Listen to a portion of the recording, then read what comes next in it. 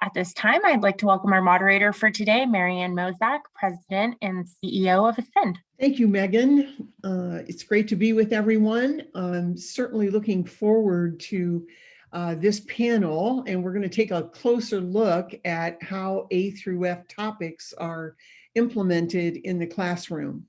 And I think you're going to enjoy hearing from some very experienced folks who have been doing SRA for quite a number of years, not that they're old by any chance, but that they're very, very experienced, and I think they have a lot to offer. So our topic, of course, is how are these topics of A through F implemented in the classroom? And I'm going to introduce now our panelists to you.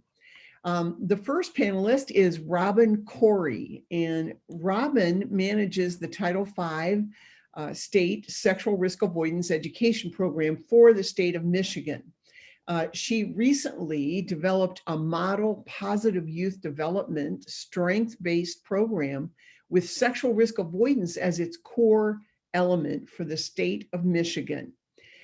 Robin holds a Bachelor of Science degree in Public Health from Central Michigan University and a master's degree in Family Studies from Michigan State University. She has also been an adjunct professor at Lansing Community College for the last 20 years. So I want to welcome Robin from the great state of Michigan, but I also want to have a qualifier that I am not going to hold anything against Robin, even though I am a very dedicated Ohio State Buckeye fan. But anyway, we definitely want to say hello, Robin, welcome, and we're happy to hear from you. Robin? Hi, everybody. Thank you, Marianne. Thank you, first of all, for inviting me to this panel. I'm always excited to talk about what we're doing here in Michigan, especially in the world of sexual risk avoidance. So I want to start with a little bit of a backstory. When I started my role as the state sexual risk avoidance coordinator, Michigan was already receiving the abstinence education grant program funding, or the AGP funding. And we were in the middle of a funding cycle. And so as I got to learn that program, I realized there were some things that I wanted to change and some things I wanted to add, but didn't really feel like I could, because the grantees that were funded had already went through a competitive RFP, and they had agreed to, what was in the RFP as far as what they were supposed to do and what they could do. And they were all doing very good work, but just as time went on, there were just some things that I thought we could improve on. And at that time, there were 9 funded agencies throughout the state of Michigan. They all were allowed to choose their own curriculum. So essentially any curriculum that had been out there at that time. And about that is, one positive thing about that is it certainly gives grantees or funded agencies a chance, the flexibility to decide what curriculum will best fit their community or their schools. But in saying that, it made it incredibly difficult to really assess whether or not the funding requirements were being met. The other difficulty in working with 9 different curricula was it was hard to put together any meaningful evaluation. Just because there were so many variables with the different curricula. So, like I said, I started making this running list, and it was a physical list. I actually had a notebook up above the cupboard in my office of things that I thought, okay, so if the funding is ever reauthorized and we do another competitive RFP, there were certainly some things that I wanted to add to it or change or edit. And so on my list, I had a few things. And one of them was I wanted it to become a strength-based positive youth development program that, obviously incorporated sexual risk avoidance. But I want, and we were already on that track, but I felt like we could improve it and make it stronger. I also wanted to focus on goal setting and decision making. And then also from feedback that I had received from the grantees, I knew that we needed to also focus on healthy relationships and puberty and HIV and STIs. So some of our grantees had felt that if they were starting programming, like say in 7th or 8th grade or even 9th grade, that somewhere along the line, the students had not gotten the puberty information they needed. And so they wanted to make sure that that was somehow incorporated into their program. And as far as the HIV and STI or STD information, Michigan law requires HIV and STI instruction to be administered at every building level in every district. So basically, in an ideal world, at the elementary level, at the middle school or junior high level, and at the high school level. Sex ed is not required at all, but like I said, every building level in every district must have HIV, STI instruction. So I also wanted to include that to make sure that if our funded agencies could provide that to schools, that would give them more buy-in into their program. So I believe it was the summer of 2018 when the funding did get reauthorized and is now the state sexual risk avoidance education program. And so when I was looking at the application from the feds, at the same time that I was reviewing that, I was also in the process of writing our new competitive RFP for our grantees. So those two sort of had to mirror each other. And as I was reviewing it and I was looking over the A to F requirements, two things stuck out right out of this gate. And the first one is one of the emphasis needed to be on the benefits associated with personal responsibility, self-regulation, goal setting, and healthy decision making. The other thing that popped up that I looked at was there had to be an emphasis on the components of a healthy relationship in the formation of marriage for safe and stable families.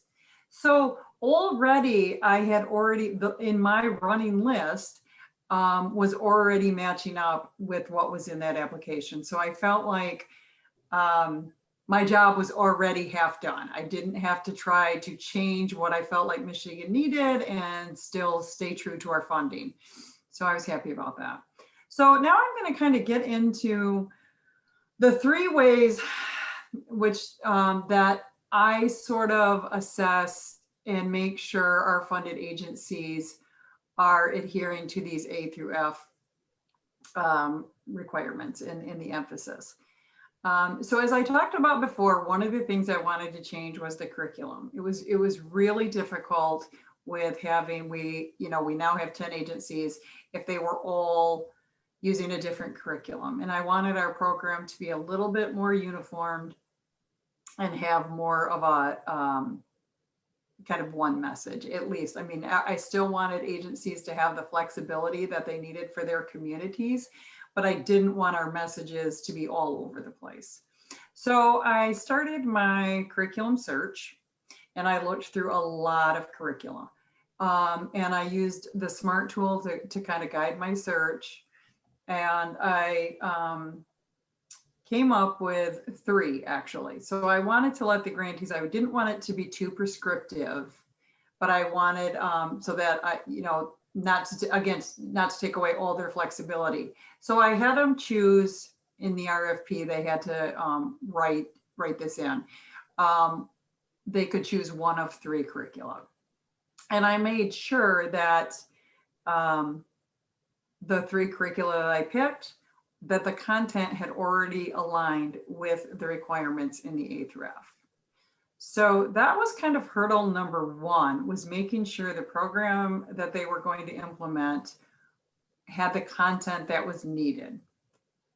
And so we ended up funding, we have 10 funded agencies. And in the beginning, I had 5 agencies using one curriculum, 4 using another, and 1 using that third one. The person or the agency that picked the third one, they have since went over to another one. So we're really only using 2 curricula at this point. And I believe the number is we have 6 agencies using one and 4 using the other. And so now that I had the curricula picked, and we funded our agencies. I had my application into the FISB. So now we had our curriculum picked, and our project year was starting.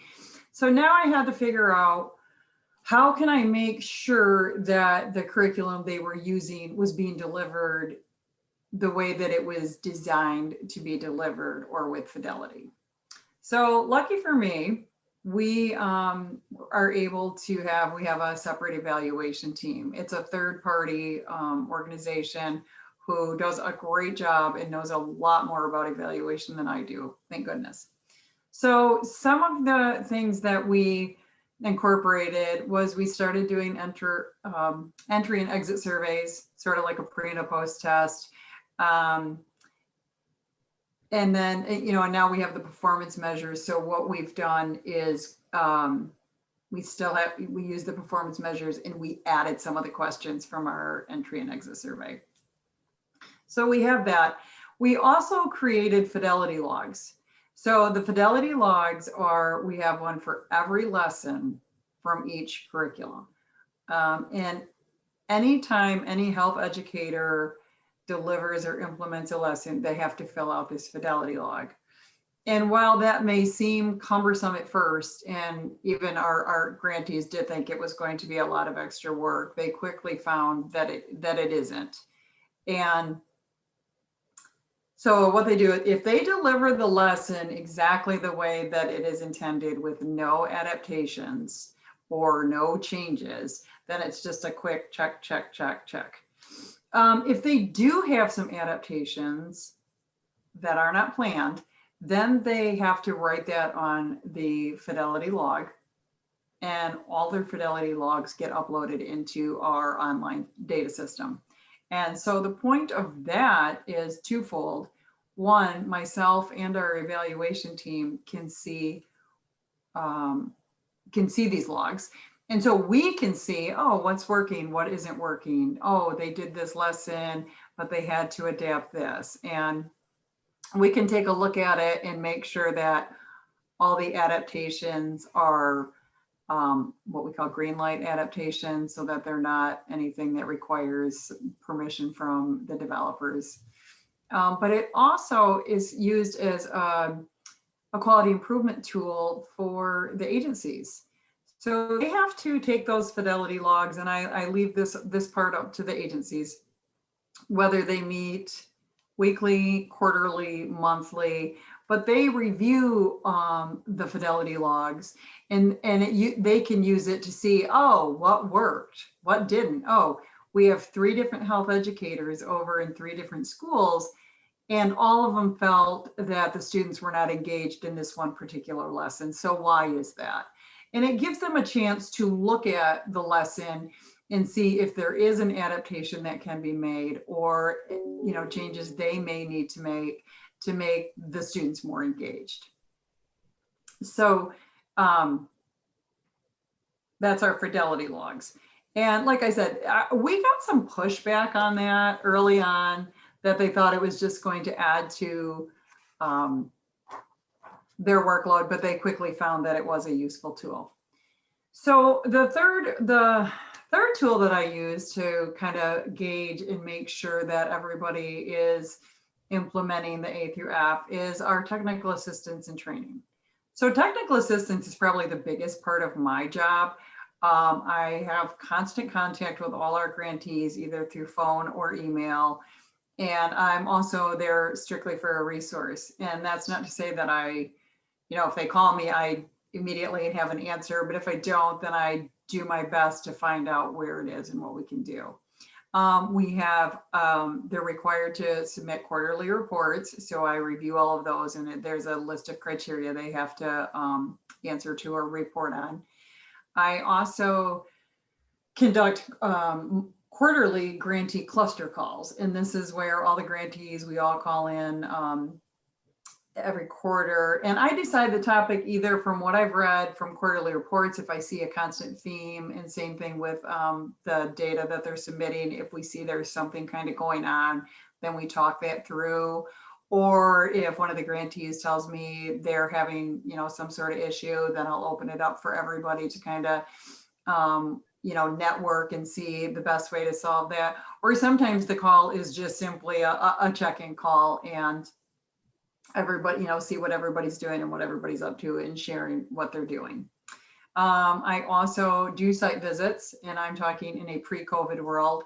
And I do two types of site visits. I either go to the agency and meet with all of the staff, and that's a good time to sort of, look at everybody and see, get a chance to talk with them and find out any issues they're having. Because a lot of times, most of my communications is just with our coordinator, or the coordinator of the agency.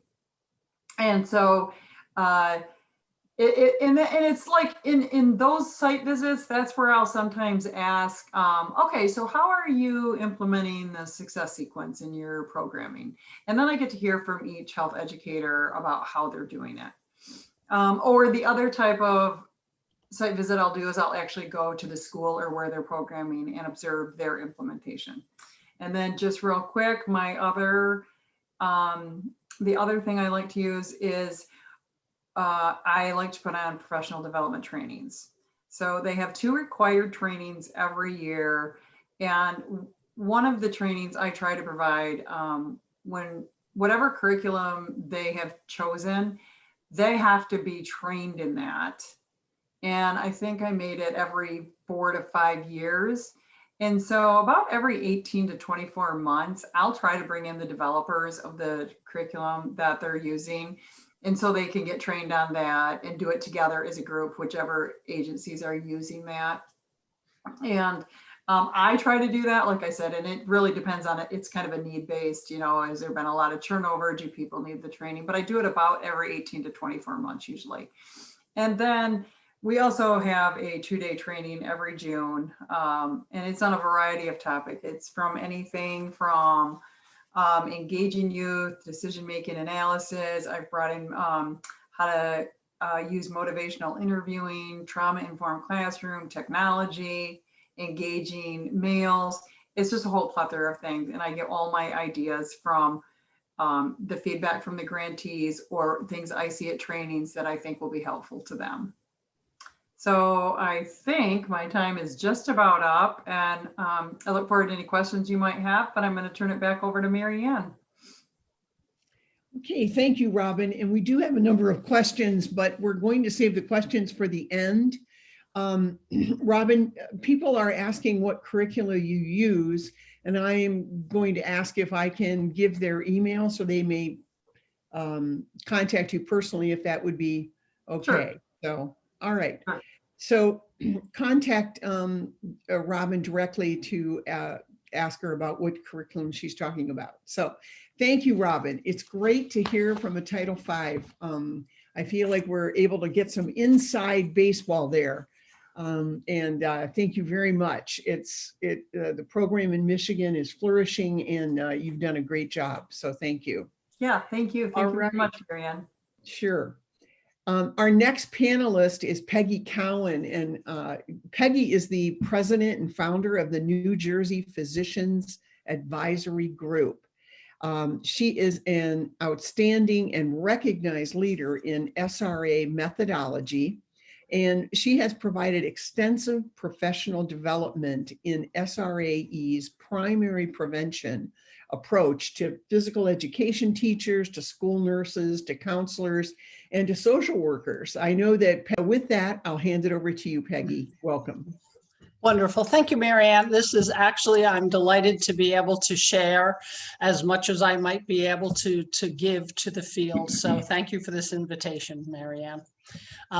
I'm tasked with going through the A through F criteria and to look at it, how does that flesh out in the classroom? So that's what I'm going to be walking through. I'm going to read the first A through F. I'll read the criteria and then I'll give a little bit of information on it, and I'm hoping it'll be helpful. A is the benefits associated with personal responsibility, self-regulation, goal setting, healthy decision-making, and a focus on the future. When armed with SRA solid curriculum, you will find that these A through F, you meet them with it. Just like Robin said, you know, if you're to be teaching SRA, these are the curricula criteria that needs to be in it. So each of these A through F are important. Each of them on their own are important. With A, each time our educators specifically are in the classroom teaching, they know the goal of what they're teaching. They are there to empower students and to provide them with preparation, the understanding and the skills for smart, educated decision-making. We have the privilege of speaking to students about things that they care about. They might not care about math, they might not care about science, but if you're talking to them about them, they do care. So they are, across the board, we find that students really appreciate this information. Whatever the topic, if it's peer pressure, boundary setting, STIs, future orientation, family formation, maybe the success sequence, whatever it is, we're teaching about empowerment in those topics. The classroom educator needs to be totally sold on knowing that this information, guided by the A through F criteria, is make or break information for our kids. If they get this right, they get a lot of other things in life right too. So I mean, it's an honor to be leading a program and to have our educators in the classroom teaching, and they will tell me that also. I have had 201, all of our educators at some time come to me to say something like, I love what I do. I want to do this for the rest of my life, because they realize the importance of it. Classroom feedback is always, we find, very positive. In fact, I'm going to read some of the responses from students. I learned that having sex is not the key to feeling older. Another student said, I was helped by learning ways to resist pressure and how to make smart decisions and stand by them. Another student, they showed us how not having sex now would help us in the future when we're adults. And this is my favorite one. Even though I'm not a virgin, you made me feel like I can make different choices right now with no regrets. And when you're in the classroom talking to students, I have my educators, when we do our practice sessions in the office before they go out and do a session for the first time in front of kids, I sit there and I put myself in the position of your students. And I will say more than once, probably, oh, stop, throw me a lifeline. You've just said something, and the educators need to know your audience in front of you has a wide variety of experiences. You've got kids who have never been sexually active. You have kids who just were sexually active this past weekend for the first time. You have kids who have been abused. You have kids who are now thinking, I've been sexually active, so that's what I do. That's who I am. What do you mean I can change? They hear things like that, and it's new ideas for them. And we're always teaching towards the prefrontal cortex, that immature part of the brain that has such a hard time connecting actions to consequences, future orientation, all of those things. So that's why SRA education, in my book, is the best thing you can teach kids, because it works right there where they have trouble connecting because their prefrontal cortex is not fully mature. We get to help them. We get to walk them through that. So to me, that's very exciting. The criteria B, the advantage of refraining from non-marital sexual activity for the sake of the future. We've got the physical, emotional, and social, all of these repercussions of early sexual activity. Overwhelmingly, every aspect of the classroom lessons for SRA education point back to the concept that decisions impact actions and actions impact outcomes. So that's what we're trying to have kids fully grasp is, yes, your actions will have an impact. It could be a great impact if it was a smart action. And if it wasn't, there might be some consequences. So let's talk about the risk that this situation presents. And is that indeed something that you're willing to continue in? And if not, boy, do I have a lifeline for you. I'm going to be fishing for that young person who needs to make a decision about what they're going to do and what their behavior is going to be, because this is a behavior we're talking about. So that's important to think about.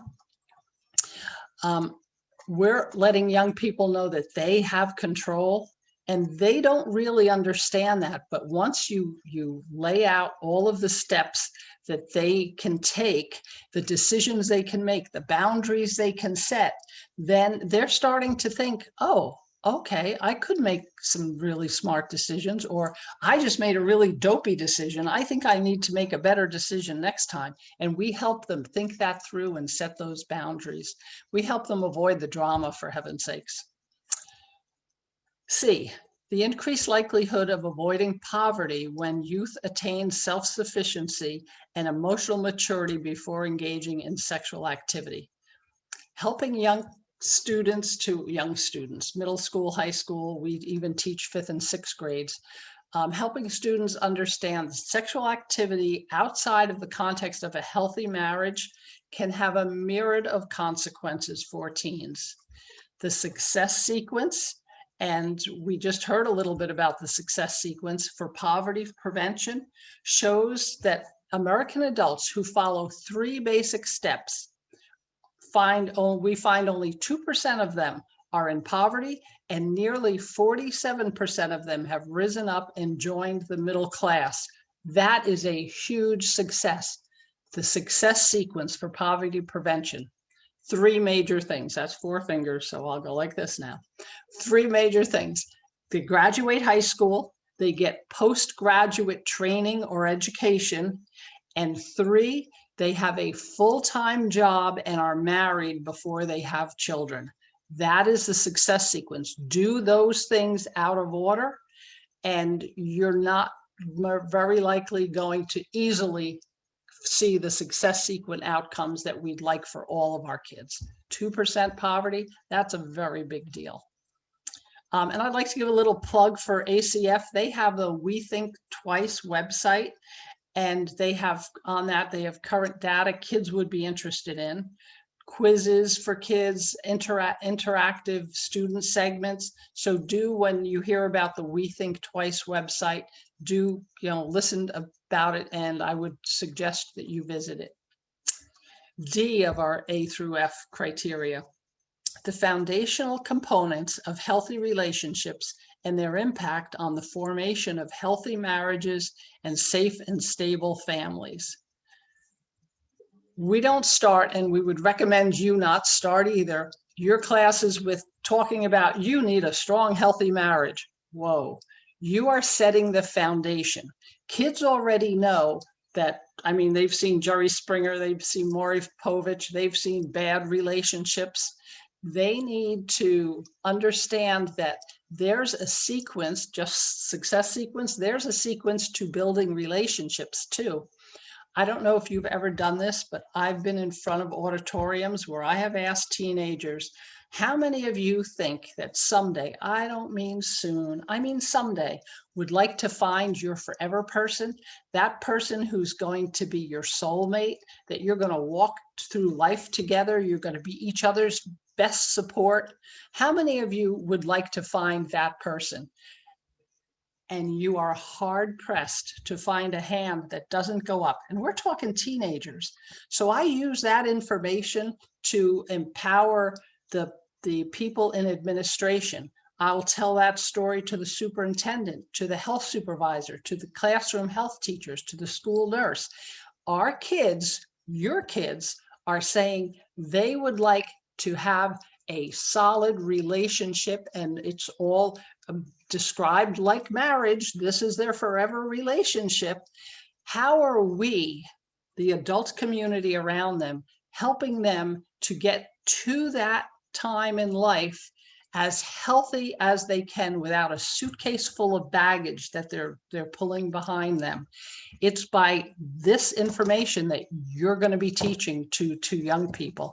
So there's so much good stuff. I'm going to, hopefully you can see this well. I made my little pyramid here. Initial attraction, this is what we're teaching kids, the building of a relationship. Initial attraction. What comes next? Well, I think he's really attractive. So next is, I got to find out, do we have anything in common? Healthy communication, because this has gone well. Now we're healthy communication in the relationship. And it's going beyond that. Now it's into a real caring relationship. And then there's commitment. And then after that, in these lessons, we are saying this can take years to build this strong. And then comes sex. For our kids today, after initial attraction, they have this in some relationships. And you can see that if I did this, this is not a firm foundation. So when they start to understand things like that, it's if you can do visuals in your classes, that is incredibly important to kids, because they'll see it, they'll hear it, they'll understand it. E is the effect of other youth risk behaviors, such as drug and alcohol use, on increasing the risk for teen sex. This is an easy sell. Health supervisors, superintendents, you can promote your program to the adult community, school nurses, by saying, when our kids are drinking and drugging, what's another activity that falls right into that, because it's a related risk behavior. And they'll look at you because they think they know where you're going, and you can say sexual activity, and they'll go, yeah, of course.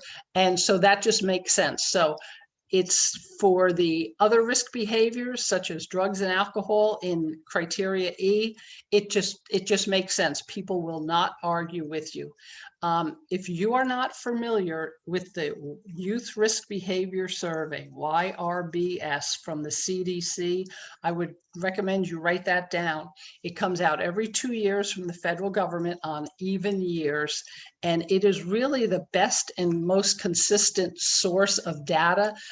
Students in high-risk behaviors. How many students are drinking? How many students are drugging? What kind of drugs are they using? How many are sexually active? How many are currently sexually active? And you'd be surprised to know that well under half of our kids have ever had sexual activity. 42 some odd % of them have ever in their whole life had sexual activity. And for those kids who are sexually active right now, currently, it's about 32%. So it's not everybody doing it like we so often think and hear. I don't think we think, but we hear.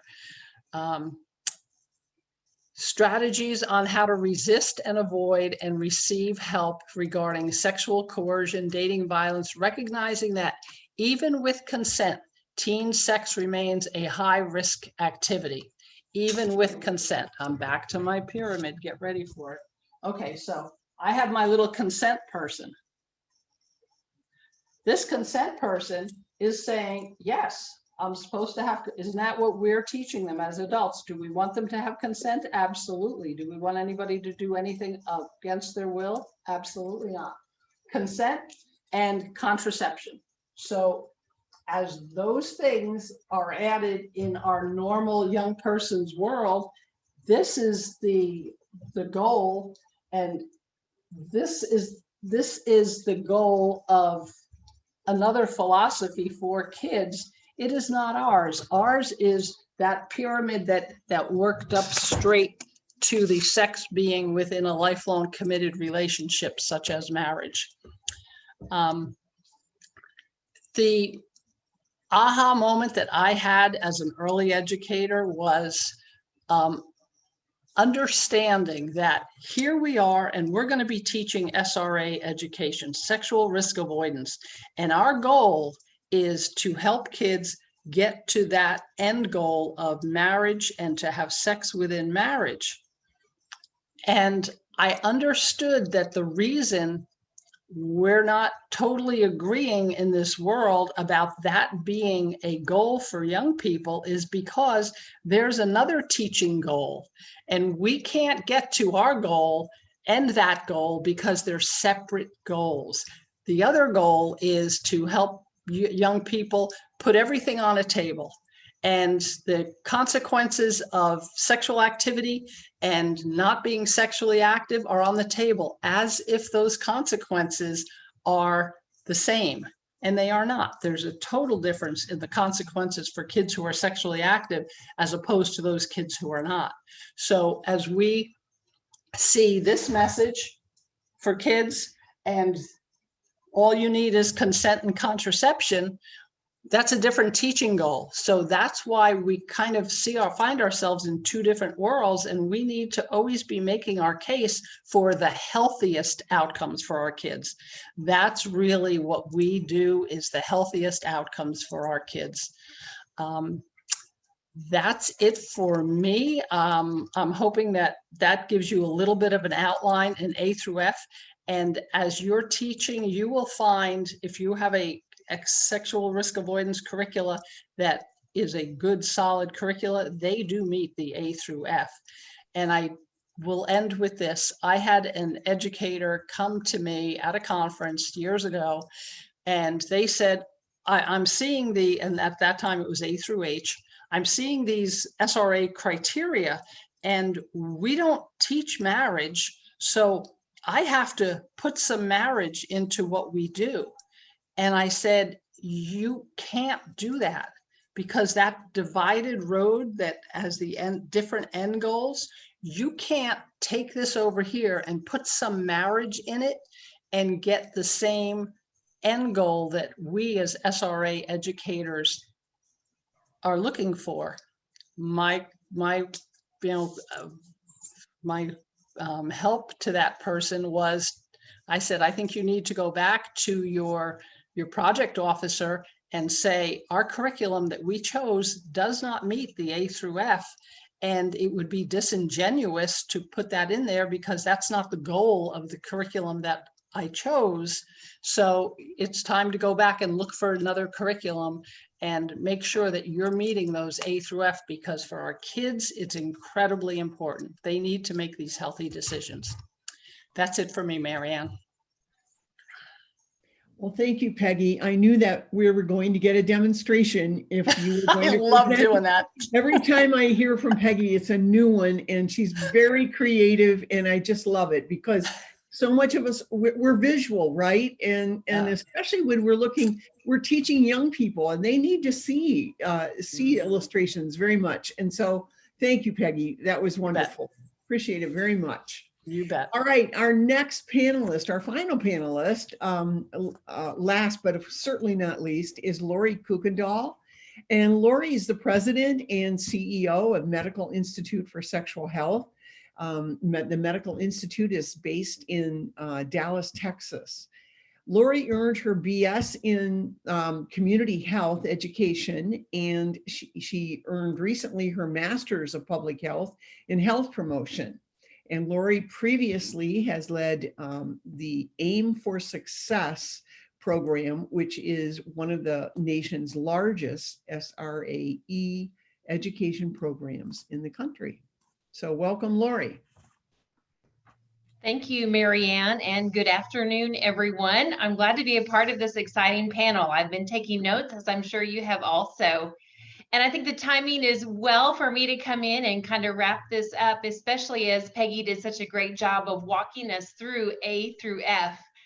And so now that we sort of know what to be implementing into the classroom, my session will focus a little bit more on that how to bring those topics effectively into classrooms as a part of our projects. We all remember the 3 R's from school, right? Reading, writing, and arithmetic. That always bothered me when I was a kid, like, no, it has an A. But I'm going to share with you 3 R's of effectively implementing the A through F topics in the classroom. Respect, relevance, and realness, which isn't exactly a word, but you'll see why that makes sense when we get to it. So really, a foundational premise of all health education is that behavior is hard to change. Whether we're talking about smoking among healthcare professionals or overeating among overweight people, promoting healthy behavior is hard and it's complicated because there are so many personal and environmental factors that influence our health decisions. Primary prevention has as its premise that it's easier to set healthy decisions in place and keep them going. In one sense, it's easier to direct than to correct. So in a sense, to put someone off on the right track and keep them on it is easier than having them wander off onto the wrong track and having to get them brought back onto a right course. And really, if you think about it, in SRAE education, we are taking that primary prevention approach to preventing the physical, mental, and relational risks of non-marital sexual activity. And for the most part, most of the students that are served by our programs have not initiated sexual activity. We have the opportunity to give them a scaffolding of safety to keep them on that healthy path. As has already been referenced, make sure you've looked at those 2019 YRBS stats for your state. I recommend doing that and looking at you can sort the data by your state and then by grade level also. And you'll see where that lower percentage of 9th grade sexual activity comes into place. And when you're working with younger students, you can even kind of extrapolate down those lower rates of sexual activity. But on the other hand, we do know that some of our students that we're serving have been sexually experienced, some by their own choosing, and some where that experience was forced upon them. And I want to make the case here that all students must be served well by our curriculum. And it's helpful for them if we set that forth in the beginning of our programs. So a suggestion I would have for you here is early on when you're working with the students, say something like this. Some of you may think this information doesn't matter to you because you've already had sex. Well, whether you've had sex because you chose to, or in some cases it was forced upon you, I wanted you to hear a few things before we get started. First, this information is about your current and future health, not about your past. This is about the choices you make today and how they will affect your tomorrow. The past is the past. And second, if you've been a victim of sexual abuse, I want you to know it was not your fault. No matter the situation, no matter what happened, sexual abuse is never your fault. Every person has the opportunities to make the best choices for today and for their future.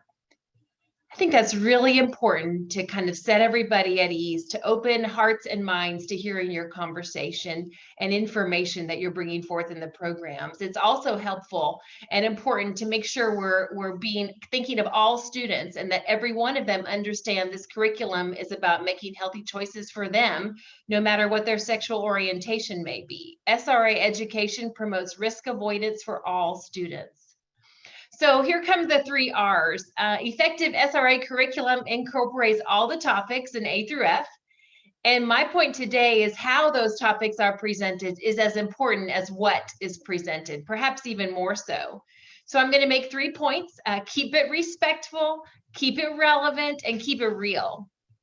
So first of all, keep it respectful. I want to share with you the work of Drs. David Yeager and Ronald Dahl. They published a study entitled Why Interventions to Influence Adolescent Behavior Often Fail But Could Succeed. I love the title.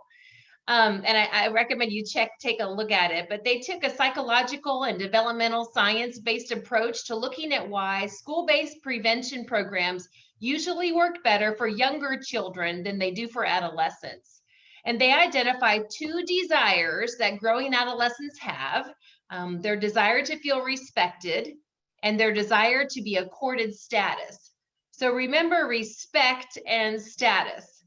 These researchers put forth the need for effective programs to harness those desires. Start with how the students in the program perceive the treatment of the adults delivering the program.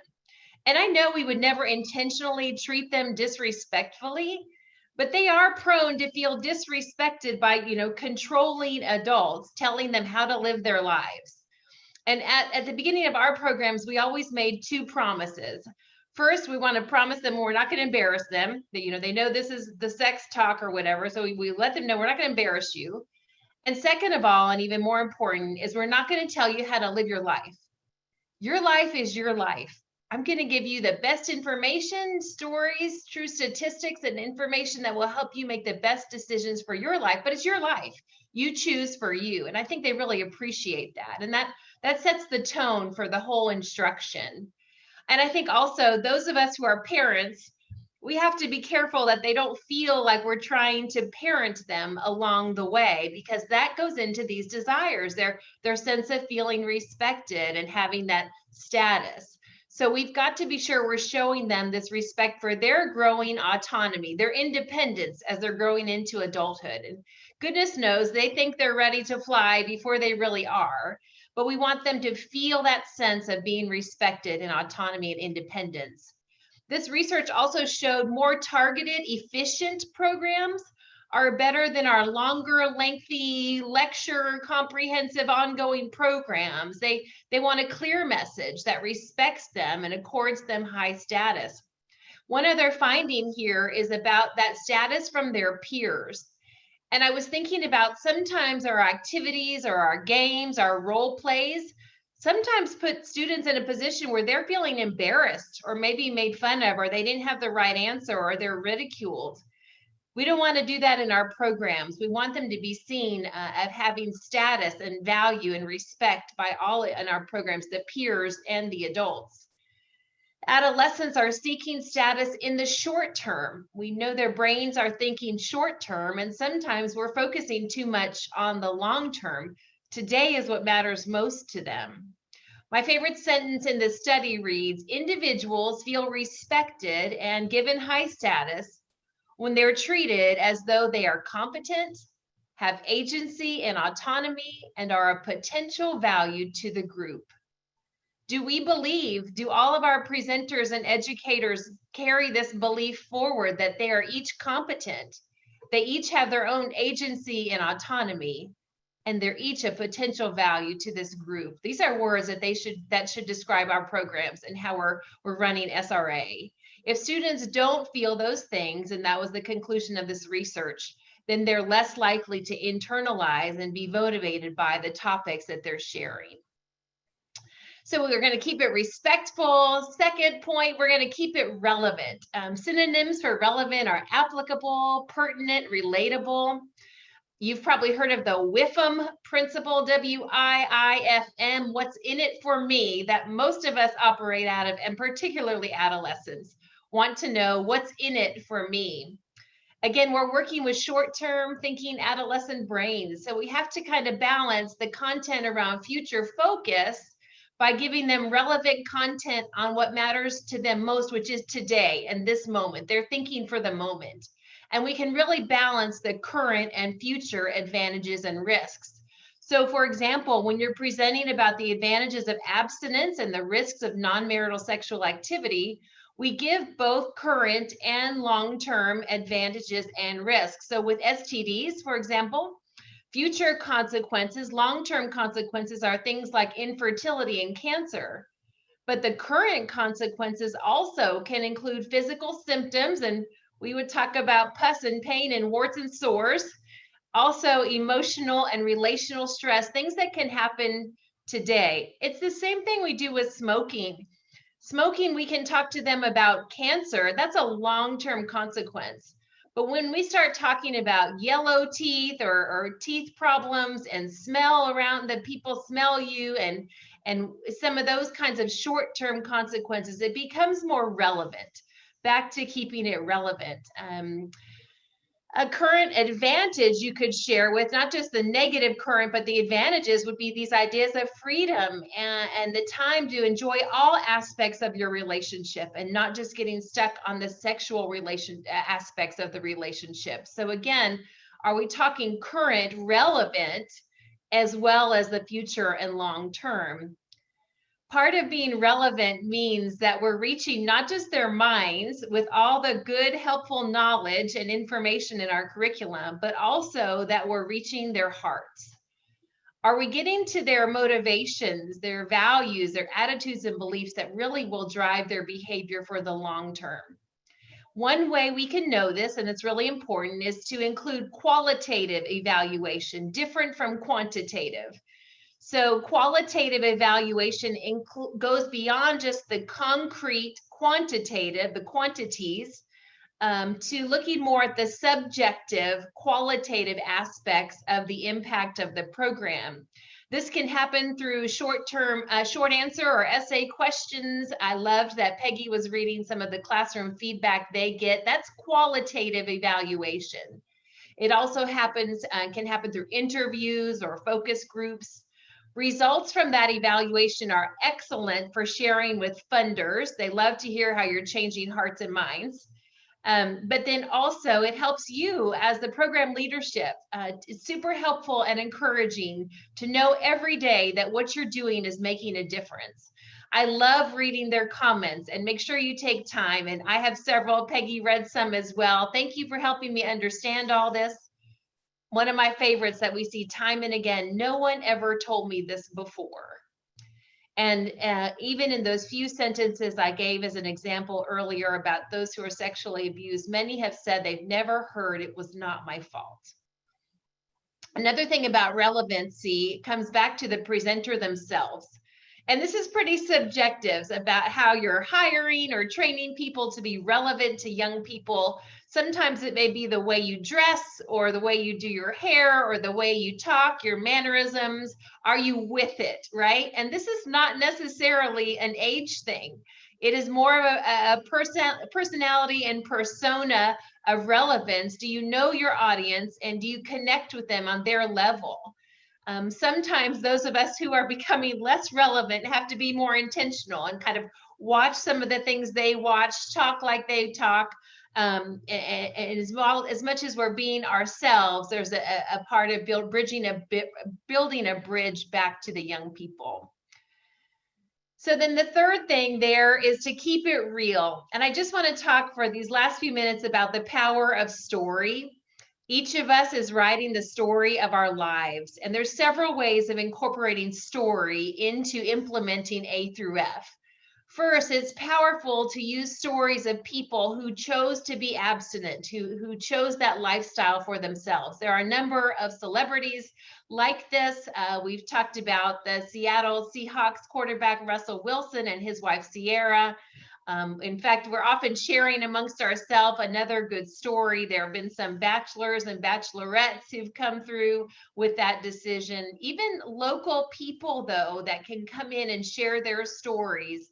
Some share their story of having waited and made that decision all the way through. Some share their stories of how they didn't make that decision and how it impacted their life, and they were able to learn and recover and make healthy decisions for their future. And that can be really powerful.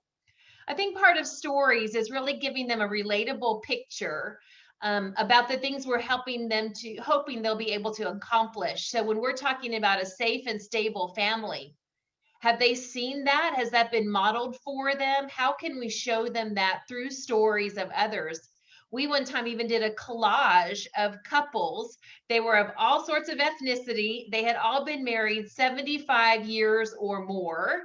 And we got them thinking about, is that something they want? What would it take to get that? We all love these stories. I had a little vignette of Mr. and Mrs. Kimmel. They were married 75 years. And there was a picture of them celebrating with balloons. And then there was another picture of them kissing in the wheelchair. And it was just this thought of, what are we trying to elevate for them? They've got to have a picture of it for them to set off to attain it. Another way, though, about stories is for them to be empowered to write their own story. Helping them know, they use that phrase, YOLO, you only live once. You're writing your story every day, and may you write a story that you'll be proud to tell someday. And not that you'll be proud to tell, because our stories don't just impact us, they impact our families and our communities around us. So will it be a story that your parents will be proud to tell, or that your teacher would be proud to tell?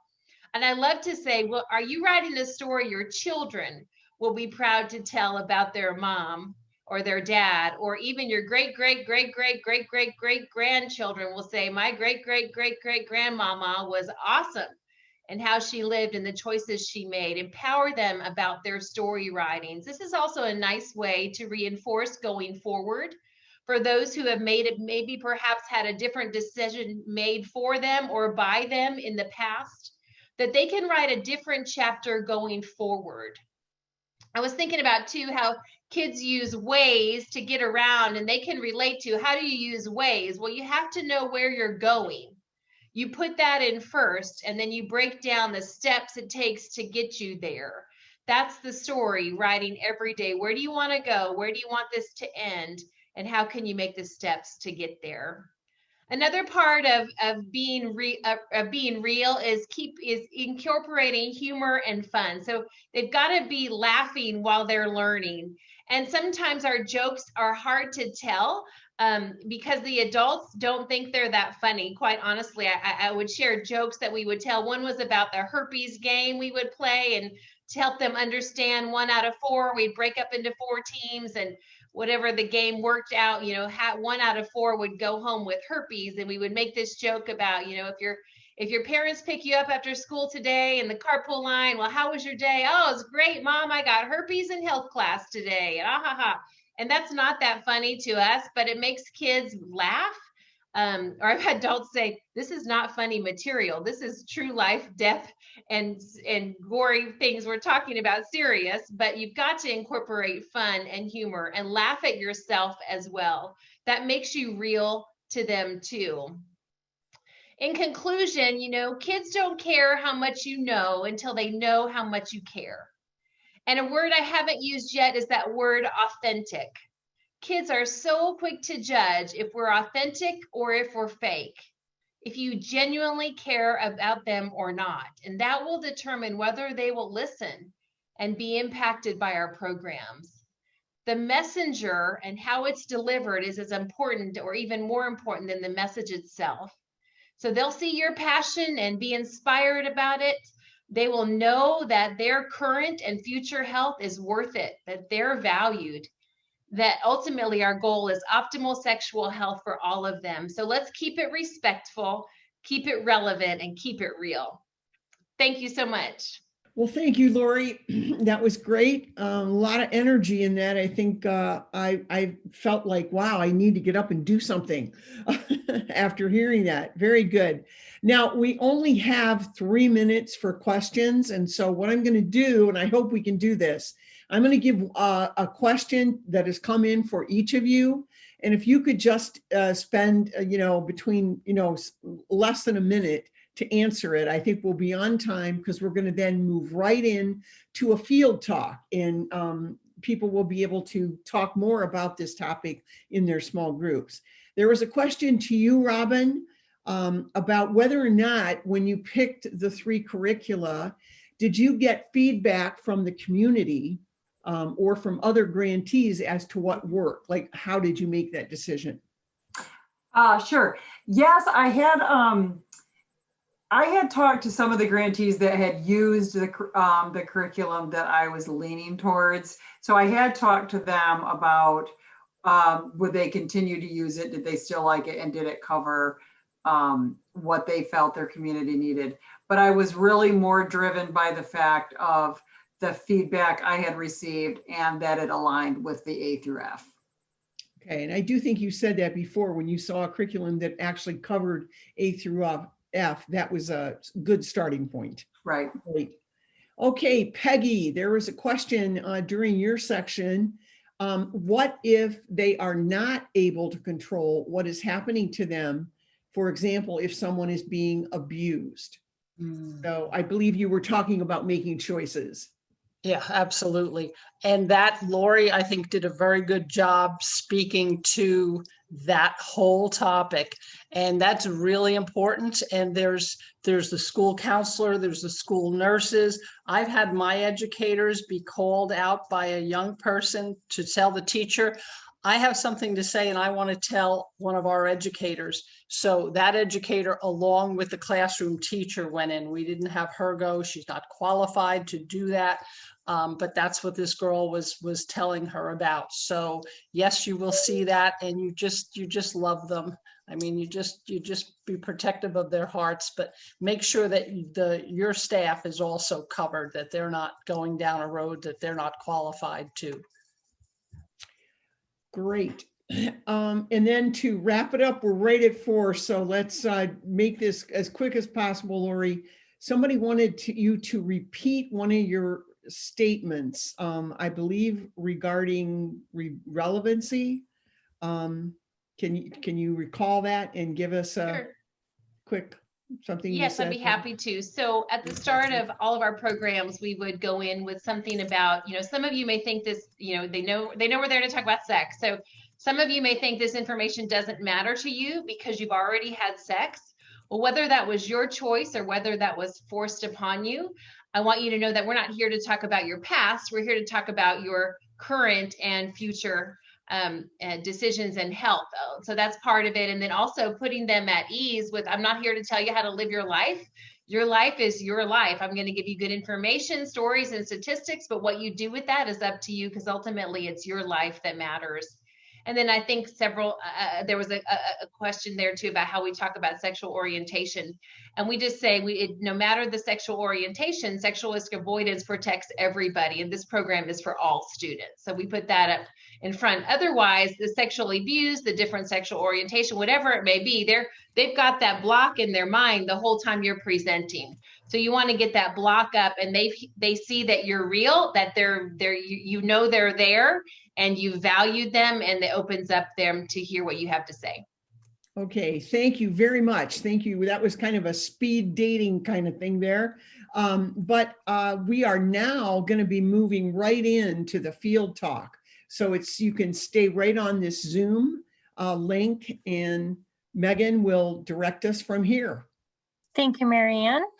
So as we move into this field talk, I'm going to introduce our presenter for the field talk, Melissa Walther with Ascend. And Melissa is going to kind of walk us through this process, and then we'll talk about the breakout rooms. Cool. Thank you, Megan. All right. So hopefully all of you remember or were able to participate in the field talks at the end of yesterday's training day. And this will be very similar. We're going to use those small group breakout rooms to sort of mimic the discussions and the conversations that you might be able to have if we were in person and talking just like as a table. So we're going to use some technology to allow us to do that very thing and be able to connect with one another. We think there's a lot of strength and a lot of value in you as the grantees getting to talk with one another and share successes and challenges and simply build each other up. So that's what this field talk is designed to do. And so there are going to be a couple of questions posted for you to respond to. So when you go into your breakout rooms, once you are in your room, we'd ask that you flip your camera on if you are at all able, because it's a lot nicer to talk to a real face than to just talk to a blank screen or a name on the screen. So when you're in the breakout rooms, if you're able to flip those cameras on and go ahead and unmute yourselves and respond to these 2 questions. They will also be broadcast in the rooms, but that just doesn't stay up the whole time. So if you want to, you might even want to take your phone and snap a picture of these questions. This is question 1 here, so that you could, if you have that picture on your phone, you can refer to it when you're in your breakout room. So question 1 that you'll discuss is, how does your program stay culturally relevant and engage teens through social media? And so you'll take some time to talk through and share ideas there. And once you've answered that question, you'll move on to the second.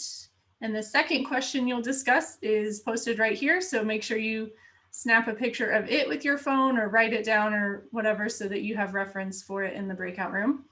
And the second question is, what is the most innovative and effective way your program implements the required A through F topics? So those will be the 2 questions you respond to. And when you choose to share with your group, if you don't mind letting them know your name, and maybe the state that you're from, your organization, just so there's a little bit of context, and also it's a way to kind of get to know each other.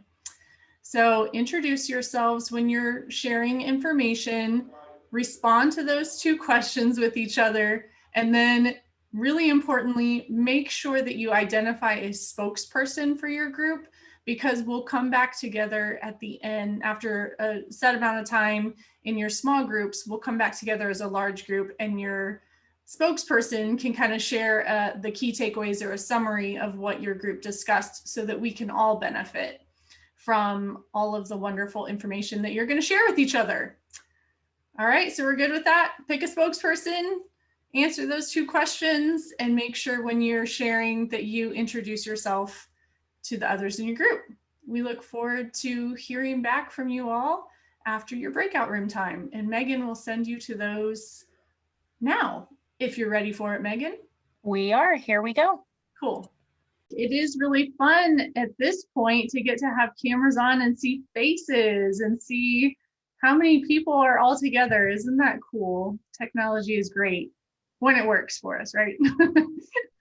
Okay, well, I'm really anxious to hear about all of the great discussion that you had in your small groups.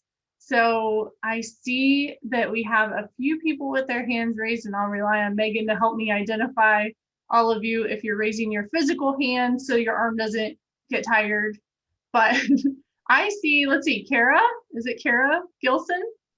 Kara, go ahead and share with from your group just kind of a summary of what you guys discussed or some key takeaways from those questions. Sure. Hi, my name is Kara. I'm coming to you with a program from Denver, Colorado, and our group actually got so excited about question number 1 that we never got to question number 2, literally cut off in the middle of it. So I'll just share that, you know, in the midst of talking about how we use culturally relevant focuses when trying to reach youth specifically, which can be especially tricky. We had a full range from individuals whose organizations hadn't really started any social media presence to one group who has so many, I couldn't even list them, but it includes, you know, Instagram, Facebook, TikTok, Discord, for those of you who are familiar with the gaming platform. So a wide variety, but, you know, the conversation really focused around how you can use social media to try to reach especially youth, and the organization, I forget the name, I apologize, but that was so involved on social media mentioned that they really found it successful when there was engagement in terms of, you know, some incentive. So, you know, if you submit this survey, you get this incentive, or you are entered into a raffle, or fill in the blank. They also used a lot of gaming strategies and fun collaborations on those different sites to join with each other, which is also beneficial at a time when we can't be with each other physically. So really just a lot of conversation around how you can, especially with apps like TikTok, figure out what youth are engaging with and recreate that kind of content to connect with them. That's fantastic. Yeah, sometimes it feels like it's hard to keep up on all the new options out there and all the different social media platforms. Part of what Lori, I guess, was talking about with staying real and relevant and knowing what youth are into with all those apps, it can be a challenge, but it sounds like there's some great conversation there. And that's a good thing that you guys were talking so much you didn't even get to the second question. It's a high sign. It's a good sign that you enjoy talking with one another and sharing ideas. So that's great. I'm glad to hear it. All right, I see Luella Rhodes. I see a hand up there. Did I pronounce your name correctly? And you might have to hit unmute so that we can all hear you. I'm one of the generations that's trying to get used to this new way of working. But I am Luella, and Luella is located here in Columbus, Georgia. And we had 4 additional individuals representing their organization, More Than Conquerors. I know we had North Carolina, we had Arizona, and there's one that I'm missing. I think Tina, can you share with me where Kim was located? But when we were discussing our social media, I can piggyback on Kara. She stated that they had organizations that were on point. They were top notch, and some of us are still running the race and, you know, trying to catch up. Still remembering MySpace, so we're trying to work our way into making our social media more relevant and how to learn how to, you know, getting our young kids involved in posting. At our organization, we do have a social media Monday, and we try to implement that. So, you know, trying to get it to be more kids friendly. And in North Carolina, he shared that they were using We Think Twice, and their kids were actually involved in some of the empowerment programs or working with some of the initial work that was done with We Think Twice. And when we got to our second question, the most important statement and advice was made was selecting a curriculum that actually covers the components that we need to make sure we do. So the A through F. I think it is A through F, right? Yeah, A through F topic. So, and we had some who are using curriculums that they're designing themselves. Some of us are using evidence-based curriculums that we selected. So the most important information out of that was to try and select a curriculum that would include your actually A through F topics. Thank you. Oh my goodness, I love your energy. Thank you for sharing on behalf of your group. That's great. You are quite welcome. Thank you. And I share I feel like I'm always trying to kind of play catch up on what the latest app is out there that, you know, these younger generations are into. So you're certainly not alone there. Thanks for sharing your thoughts and your group's discussion. All right, next I saw Benny's hand up. Hi, Benny. Oh, click unmute. Sorry, you guys. Unmute there. There you go. Okay. Hello, everyone. So my group was very engaging, and I'm just going to loop both the first question and second question together. And some of the people in the group use reminder apps to engage with youth, and also utilizing teens to create Instagram posts themselves. In our case, we have someone who's gone through the program, and she's actually creating all the posts and trying to develop, you know, kids are really into mood boards these days and making sure that it's aesthetically engaging. So she's doing that. And another group talked about peer clubs and how they do an awareness campaign, and they provide social media presence in doing that kind of stuff. And some of the innovative ways that people are using it, I think that peer club thing is also could be used for innovative practices. But some said when they're working with pregnant moms, they would do short TikTok videos of the presentation and send it to the moms on FaceTime. And after they go through that, then they just do a short one-on-one check-ins. Also, utilizing resourcing videos or people who are doing more role modeling things. I talked about an organization called Natural High that already has short films of NFL players, Olympic stars, and so forth for role models. And let's see, utilizing gift cards, e-gift cards, and utilizing programs like the spinner wheel to engage kids during the programming is good. And then we also talked about using an agency card, really honing in that message of they have choices. So creating it like a business card and having the kids be able to say, I am a victor, I can do this, I have choices, and reading those cards and giving away for them to carry in their wallet is a good one. And then let's see. Oh, and I think one organization talked about online programs. They already have an online program that kids could take on their own at home. So that's another way of having increasing access. And yeah, I think that's it. Wonderful, thank you. I love that. I think both of your groups have kind of talked, or at least mentioned, that We Think Twice campaign as a way of kind of identifying what's relevant, what kids like. So that's really kind of cool that we got to hear directly from those folks earlier today. Okay, Mickey. Mickey, is that right? Yes. Hi. Hi, how are you? It was great to be with my group. We had representation from New York with Angelique, Tanya from Pennsylvania, Brandon from California, and myself from a group in Illinois. So we talked about utilizing social media at first, and many of these that were in my group are just starting out with their programs. And so we were all saying none of us are really utilizing social media well, but we'd like to. So that was kind of where we ended on that one. We loved the We Think Twice presentation because we feel like, especially we feel like it is very relevant, and we're very interested in exploring it and having some teams test it out for us and give their feedback.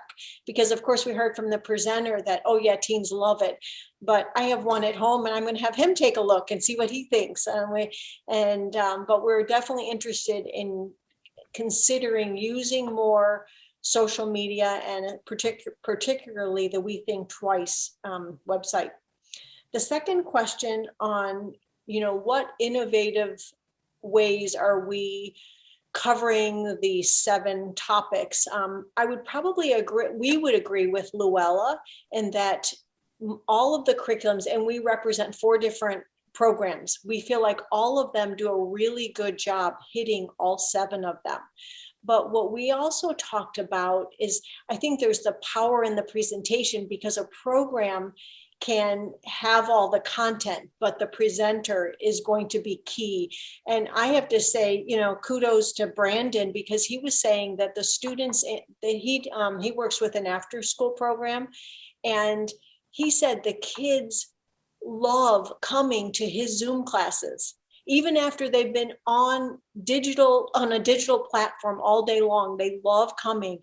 And I feel like that's a real tribute to him as an educator, because this is something different, and they're making a connection there that they're not making with their classroom educators. So we feel like activities are also really critical, and I know that's something that most people are doing, but incorporating activities. And we also said bringing in special speakers is really a great way to do some of that. And then we also loved, I think it was Angelique or Tanya that mentioned that being respectful and relevant and real enables you to take those 7 core components and really make them applicable with the students, when you're relevant and when you're real and when you are respectful of them. So that was kind of a summary from Group 7. Woohoo! Good job, Group 7. Anyone else? Let's see. Is it Jakara Lee or is it Jakara? Hi, yes, it's Jakara Lee. Hi. Hi. Oh, sorry. Okay, so in our group, when we were discussing social media presence, my organization doesn't have a social media presence as of yet. But when I asked Ms. Phillip, how does she, have that social media presence and how does she reach her students? She actually utilized the teens inside her program, and they're called peer persuaders. So that's the best way that she have used that she's been able to have that social media presence. Going forward, my organization do want to have a social media presence. So I'm thinking more like using like Instagram and Twitter. I think those are the most prominent social media sites that, you know, students actually use. How do we implement F through A? That's what it's called, A through F. I'm sorry. A through F. A through F, yeah. A through F. I'm sorry. We really are big on relevance, like being relevant. My boss, she went out her way to make sure she hired, you know, more youth, more like people in their 20s and in their 30s, you know, because when you're speaking to students, it's easy, at least for me, I'm only 22 years old. So when I'm speaking to like my ninth graders and things like that, they're easier to talk to me versus another facilitator that is in their 40s, you know, because they kind of feel like they can have a regular conversation with me. And I always let them know that, you know, we are here for you. I'm big on being completely transparent with them. We try not to ask students to share any information that we wouldn't share ourselves. You know, just that's how we try to implement that into our program. Ms. Phillip also brought up code switching and how she tries to share that with her students, and how, you know, when you speak to an adult or how do you speak in a job interview is going to be completely different from how you speak to one of your friends. But when I am speaking to them, you know, we still maintain a level of respect. They still call me Miss Jakara or Miss Lee. However, I don't want them to feel like I'm teaching them or I'm scolding them or I'm trying to tell them how to live their lives. We are big on options. This information, here are the facts, here are the statistics, especially with success sequencing. Your life is your life. You know, we're not downing you or anybody else that you are close to. It doesn't mean that, you know, if you don't do things in this order, you're not going to be a great or successful person. We're just trying to let them realize that if you do things in this order, you're going to be less likely to experience adverse experiences. You're going to be less likely to experience poverty. And I think they really get it. I think the more personal that you get with your students, the more receptive that they will be. I share all of my personal experiences. I have no shame in my game because I want them to know that there should be no shame in theirs. So that's kind of how we reach our students. Yeah, Jakara, man, I can tell that the kids that are in your class are in for a treat because you bring the energy, and I think you're spot on. You can tell that you truly care for them and that you're trying to connect with them, which I think is absolutely key. So that's awesome. Thank you for being willing to share with all of us. Okay, let's see. I don't see any Zoom hands up at the moment. I'm gonna flip through here and see if there are any of you getting real tired holding your physical hand up that I've missed. And I don't see any, so I think that we're good there. We only have a couple minutes left anyway, so We have one. And now I see Blake. Yep. Hi, Blake. He's waving me down, trying to get my attention. Go ahead and unmute yourself. I just wanted to say hello. Well, thank you. Hi. Good to see you. All right. Oh, I do see. Okay, Robin has her hand up. We'll hear from Robin, and then we'll kind of wrap up the session. Oh, hit unmute. That mute button gets us every time. Okay, I just want to say I'm not a young person, but I still can relate to students that I work with. I love the statement, no shame in my game, because that's how I am. Even at 53 years old, I just still go in there. I fall down, I get back up. It just doesn't matter. They know my story, they know my everything, and they still want to come to me. So I think there's a lot of ways where we don't have to, our age doesn't have to make a difference. Kids know when you love and care about everything that they do. And I just kind of go to them with I'm interested in every single thing you do, and I want to learn from you. So when it comes to social media, that we're I'm not real great with, I ask them to teach me. And that's something I brought up in our group, is that I just say, hey, I don't know how to do this. Show me how to do it. And they think and that's really important to them. They're like, oh yeah, I'm so awesome. I can show you, it empowers them.